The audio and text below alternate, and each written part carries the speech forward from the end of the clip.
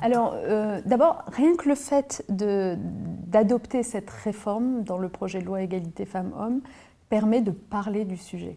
Or, je pense que vraiment sur ce sujet, au fond, l'important c'est la communication. Les dispositifs législatifs importent évidemment, mais enfin l'important c'est la communication pour libérer les gens, qu'ils cessent de se sentir stigmatisés. Vous le savez autant que moi, vous en voyez autour de vous, j'en suis sûre, parmi les jeunes pères aujourd'hui, il y a une vraie revendication de pouvoir être à la fois salarié et en même temps parent, de pouvoir vivre sa parentalité sans être stigmatisé ou vu comme un paresseux au travail, hein. Franchement, c'est ça.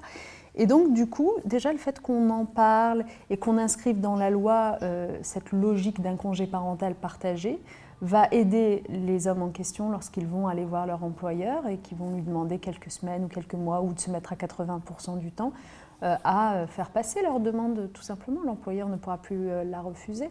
Donc je trouve que c'est comme ça qu'il faut procéder. En Allemagne, où ils ont adopté une réforme du congé parental un peu similaire à celle-là, ils l'ont adoptée en 2007, ils avaient à peu près la même proportion d'hommes qui prenaient le congé parental en 2007, 3% seulement parmi les personnes qui prenaient le congé parental.